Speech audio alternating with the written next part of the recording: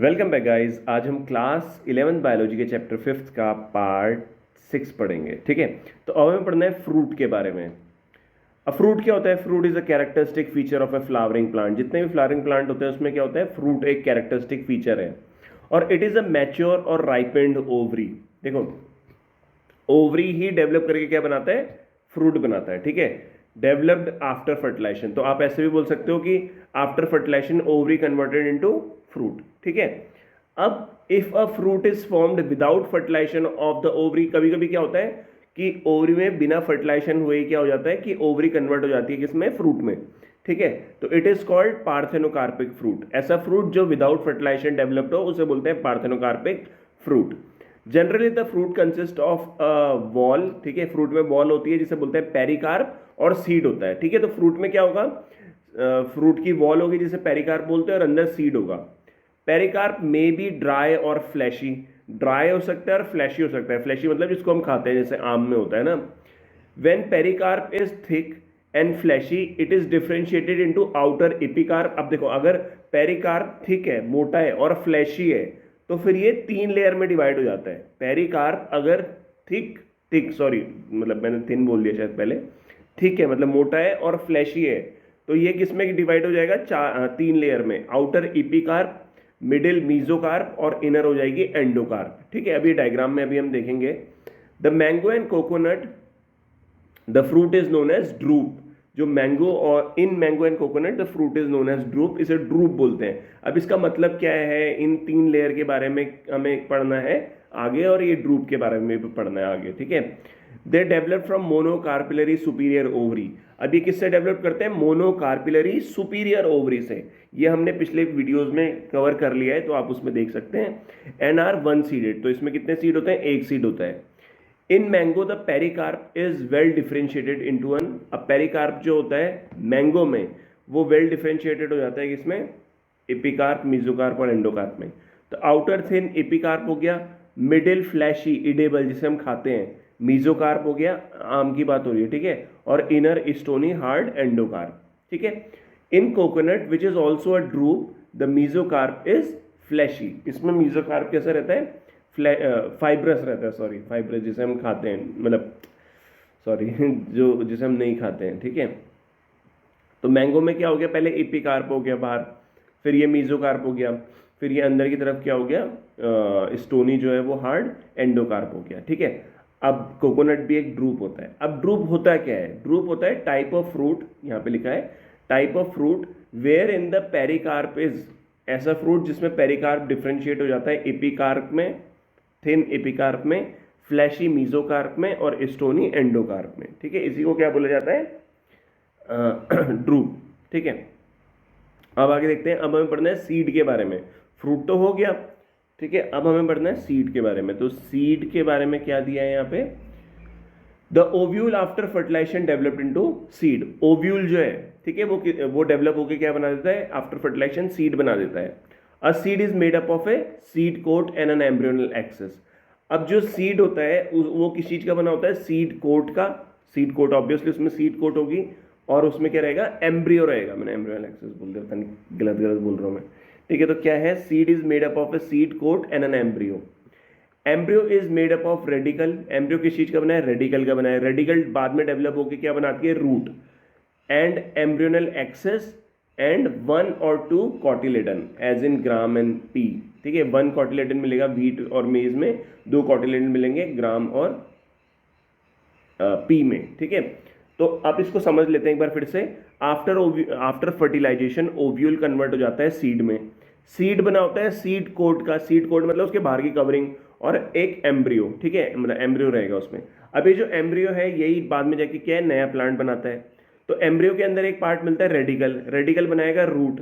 ठीक है, प्लूम्यूल होता है एक पार्ट जो बनाता है शूट, जो ऊपर की तरफ है, ऊपर की तरफ जाता है मतलब। ठीक है, रूट नीचे आएगी, शूट ऊपर जाएगी। और एम्ब्रियोनल एक्सेस मिलता है। अभी एम्ब्रियोनल एक्सेस क्या है ये हम देखेंगे। और सीड में एक कॉटिलेडन हो सकता है तो उसे मोनोकॉट बोलेंगे, जिसमें व्हीट और मेज आ जाएगा। 2 कॉटिलेडन है तो उसे क्या बोलेंगे? डाइकॉट, जिसमें ग्राम और पी आ जाएगा। ठीक है, तो व्हाट इज एम्ब्रियोनल एक्सेस? ठीक है, एम्ब्रियो के अंदर मिलता है एम्ब्रियोनल एक्सेस। तो ये होता है यहां से लेके ये पूरा नीचे तक ये जो पार्ट है ये क्या कहलाता है, एम्ब्रियोनल एक्सेस। तो एम्ब्रियो में जनरली क्या होता है, एम्ब्रियोनल एक्सेस और कॉटिलेडन। तो यहाँ पे दो कॉटिलेडन है तो ये क्या हो जाएगा, डाइकॉट हो जाएगा। ठीक है, अब एम्ब्रियोनल एक्सेस में क्या क्या मिलेगा आपको, प्लूम्यूल मिलेगा, हाइपोकोटाइल मिलेगा, यहाँ पे एक इपिकोटाइल होता है पार्ट, ठीक है, और रेडिकल मिलेगा जो रूट बनाएगा, प्लूम्यूल है जो शूट बनाएगा, और ये रेडिकल की लास्ट में कवरिंग होती है रूट कैप की। ठीक है, तो जब रेडिकल से रूट बन जाएगी तो रूट को प्रोटेक्ट करने के लिए, रूट को सॉइल में प्रोटेक्शन के लिए क्या चाहिए, रूट कैप चाहिए, तो वो रहेगा यहाँ पे। ठीक है, अब आता है स्ट्रक्चर ऑफ ए डाइकोटिलेडनस सीड। अगर हम बात कर रहे हैं डाइकोट सीड की तो इसका सीधा सा मतलब क्या है कि उसमें दो कॉटिलेडन है। ठीक है, then the outer covering of the seed is called seed coat. Outer covering क्या हो गई हमारी, सीड कोट हो गई। ठीक है, seed coat has 2 layers. Seed coat की कितनी लेयर होती है, 2 लेयर हो गई। तो इसमें आती है टेस्टा और इनर आती है टेगमेन। ठीक है, तो इस डायग्राम को ध्यान से देखना, यहाँ पे थोड़ा छोटा छोटा बना रखा है मैंने। बाहर वाला तो पार्ट हो गया टेस्टा, ये उसके अंदर जो लेयर है वो क्या है, टेगमेन हो गई। तो टेस्टा और टेगमेन को मिला के क्या बोला जाता है, seed coat. Hilum is a scar on the seed coat through which the developing seeds were attach to the fruit. जो डेवलपिंग सीड है वो फ्रूट से जुड़ रहा है, कहाँ से, हाइलम से। ठीक है, हाइलम वो पार्ट है जहाँ पे क्या हो रहा है, सीड जो है वो फ्रूट से जुड़ रहा है, तो वो ऐसे स्कार इस तरीके का रहेगा, ऐसे निशान रहता है यहाँ पे। ठीक है, okay. Above the hilum is a small pore. हाइलम के ऊपर क्या मिलेगा, एक स्मॉल पोर मिलता है, इसे बोलते हैं माइक्रोपाइल। ठीक है, इसी के थ्रू सीड में एयर वाटर वगैरह एंटर करता है। Within the seed coat is the embryo, और सीड कोट के अंदर अगर हम जाएंगे तो अपने क्या क्या मिलेगा, एम्ब्रियो मिलेगा। तो ये एम्ब्रियो है, यहाँ पे ये वाला जो बना रखा है प्लूम्यूल रेडिकल दिख रहा है आपको, ये है वो एम्ब्रियो। तो एम्ब्रियो में क्या है, consisting of embryonal axis. Embryonal axis हमने देख लिया क्या होता है, और यहाँ पे कितने कॉटिलेडन है, मान लो 2 कॉटिलेडन उसने दे दिया तो डाइकॉट हो जाएगा ये। ठीक है, the cotyledons are often fleshy and full of reserve food material. Cotyledon के अंदर क्या रहता है, फूड स्टोर्ड रहता है। ठीक है, बहुत सारा फूड स्टोर्ड रहता है जो कि एम्ब्रियो के लिए जरूरी होता है। At the 2 ends of the embryonal axis, ठीक है, at the 2 end of the embryonal axis are present the radicle and the plumule. तो मैंने क्या बोला, एम्ब्रियोनल एक्सिस के 2 एंड पे, एक एंड हो गया ये वाला और दूसरा एंड हो गया ये वाला एम्ब्रियोनल एक्सिस का। तो एक एंड पे आपको प्लूम्यूल मिलेगा, दूसरे एंड पे आपको क्या मिलेगा, रेडिकल मिलेगा। ठीक है, अब in some seed such as castor the endosperm formed as a result of double fertilization. अब जैसे सीड है कौन सा, कैस्टर, उसमें क्या होता है, एंडोस्पर्म फॉर्म्ड होता है। एंडोस्पर्म के अंदर भी क्या रहता है, फूड स्टोर्ड रहता है। ठीक है, ये फूड स्टोरिंग टिश्यू होता है। तो जिस सीड के अंदर एंडोस्पर्म रहेगा उसे बोलते हैं एंडोस्पर्मिक सीड। अब ये डबल फर्टिलाइजेशन क्या होता है, डबल फर्टिलाइजेशन से बनना, ये देखो बेसिकली क्लास 12th का टॉपिक है डबल फर्टिलाइजेशन। ठीक है, बट मतलब इसको अभी मैं एक्सप्लेन करने लगूंगा तो कोई लॉजिक नहीं है, बट चलो फटाफट बता देता हूँ। ठीक है, देखो पोलैंड, बताऊँ या ना बताऊँ, आप देख लेना, आप क्या करना क्लास मतलब मेरे ही चैनल पे एनसीईआरटी के ज्ञान में क्या करना, डबल फर्टिलाइजेशन को सर्च करना टॉपिक को ना, तो वो आपको मिल जाएगा। थोड़ा यार ये बड़ा टॉपिक है ना, तो अभी यहाँ पे एक्सप्लेन करना इज़ नॉट गुड ना। अब in plants such as bean, gram and pea the endosperm is not present in mature seed. अब इनमें क्या होता है कि एंडोस्पर्म प्रेजेंट ही नहीं होता मैच्योर सीड में। ठीक है, and such seed are called non endospermic seed. इन्हें क्या बोलते हैं, नॉन एंडोस्पर्मिक सीड बोलते हैं। तो एग्जाम्पल ध्यान रखना है आपको कि एंडोस्पर्मिक कौन सा है, नॉन एंडोस्पर्मिक कौन सा है। ठीक है, अब आता है स्ट्रक्चर ऑफ मोनोकॉटिलेडनस सीड, जिसमें एक कॉटिलेडन होगा। ठीक है, generally monocotyledonous seeds are endospermic but some as in orchids are non endospermic. तो जनरली मोनोकॉटिलेडन सीड्स एंडोस्पर्मिक होते हैं, बट कुछ नॉन एंडोस्पर्मिक भी होते हैं, जिनमें ऑर्चिड एक एग्जाम्पल है। In the seed of cereals such as maize, ठीक है, मेज का अगर हम देखेंगे तो ये इंपॉर्टेंट है, seed coat is membranous and generally fused with a fruit wall. अब ये समझना आप, हमने आम के बारे में क्या पढ़ा है भाई, आम के पहले कवरिंग होती है, फिर उसमें ऐसे खाने को होता है फ्लैशी, फिर उसके बाद उसमें आम की गुठली होती है ना।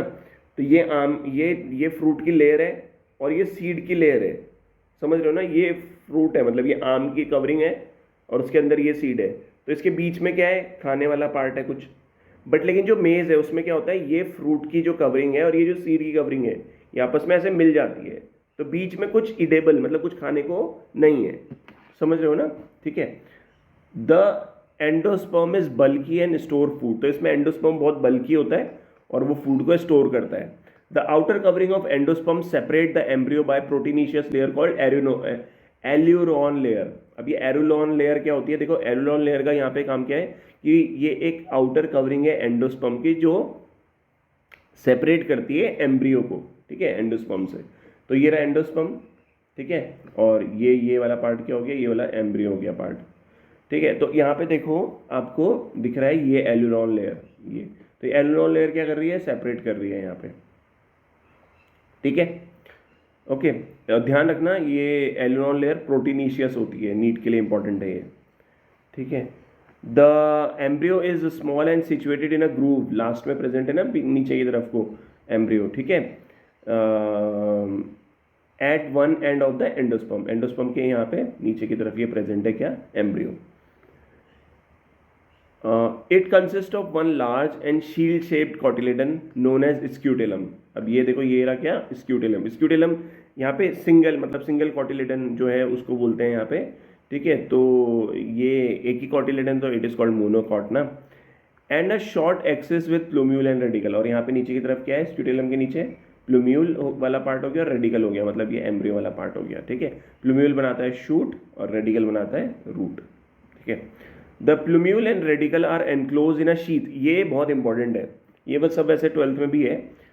प्लूम्यूल और radicle are enclose in a sheath, plumule और रेडिकल के ऊपर क्या है ना, शीथ मिलेगी आपको, एक कवरिंग मिलेगी, which is called coleoptile and coleorhiza. अब ये देखो प्लूम्यूल के ऊपर जो कवरिंग है उसे कोलियोप्टाइल बोलते हैं, और रेडिकल के नीचे की तरफ जो कवरिंग है मतलब उसके ऊपर जो कवरिंग है उसे कॉलियोराइजा बोलते हैं। तो यहाँ पे कॉलियोराइजा आ रहा, आर आ रहा, तो आर से रूट याद रखना, ठीक है, मतलब रेडिकल याद रखना, और बाकी के लिए तो कॉलियोप्टाइल के लिए ये हो गया, प्लूम्यूल हो गया, ठीक है, प्लूम्यूल को कवर कर रहा है वो। तो फाइनली यहाँ तक अपना हो गया, मोनोकॉटिलेडन फ्रूट हो गया, मोनोकॉट सीड, डाइकॉट सीड, ठीक है, इसके बारे में पढ़ लिया। अब इसके बाद जो टॉपिक है वो हम नेक्स्ट वीडियो में कवर करेंगे। तो thank you so much for watching once again and please subscribe the channel. और बहुत सारे लोग यार चैनल को सब्सक्राइब नहीं करते हैं, ठीक है, और बाकी शेयर कर लेना चैनल को अगर आपको अच्छा लगता है वीडियो।